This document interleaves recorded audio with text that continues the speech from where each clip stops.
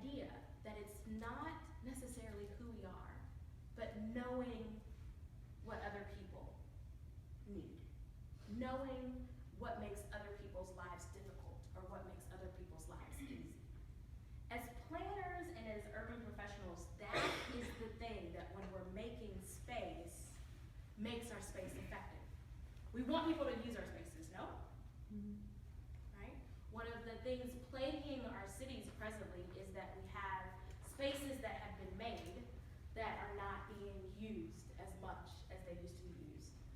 And part of that has to do with the fact that we don't know how to keep the space and change the use. We need to reimagine, as I'm sure a lot of you have heard around Dallas, we need to reimagine how it is we can use the space. That doesn't seem hard, right? How many classes are y'all enrolled in for this semester? Too many. Too many, right? Too many. And how often do you think about making space or reallocating space? How often? All the time. All the time. It's like breathing, right? it's yoga for planners, right? Deep breath in. How are we using our space? Deep breath out. How can we reuse our space, right? Except there's this thing that pops up. There are these stories that people tell themselves about what these spaces mean and how they should be used. It's called history. Sometimes there's a plaque outside of the building and it looks great and we're like, oh my gosh, right? When I was in New York, I loved walking around the city. And it wasn't just because I was poor as a graduate student and I had no choice but to walk around the city because I couldn't even afford a $5 gypsy cab. No, I loved walking around the city because I felt like there were the ghosts of the city, right? It fascinated me that there were apartment buildings where one family used to live.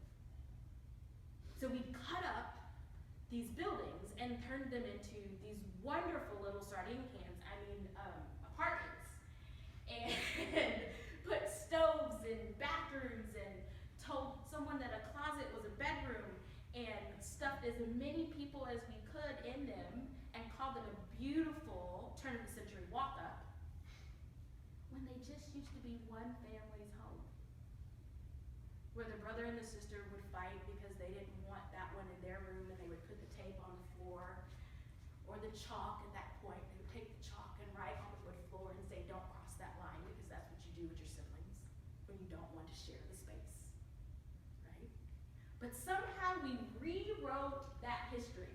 We rewrote that story to where, who's familiar with Rent?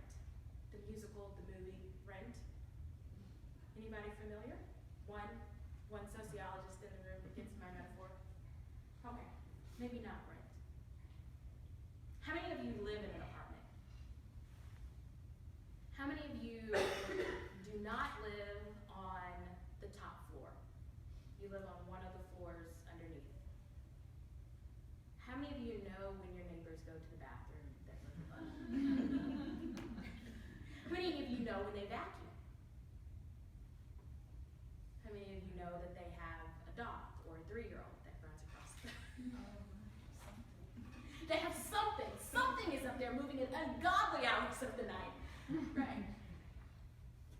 In New York, we went from a chalk line where those sounds were necessary because there was a mother or a grandmother or a sister or an aunt in the kitchen and she needed to know that the kids hadn't killed each other, so hearing that movement was necessary, to putting 23 some odd folks in these tiny little studio apartments. Most of the time they were graduate students or med students or somebody that was working some shift that I don't want to hear the kids playing at 3 o'clock in the morning because I only have 23 more minutes to sleep, right? Before I have to go do exactly what it is that I want to do. And so we make these spaces as professionals, and there's one story that's told in them, and then time passes, and that story may or may not be relevant, and it may or may not be, as we call it, an effective use of space anymore. for a collision.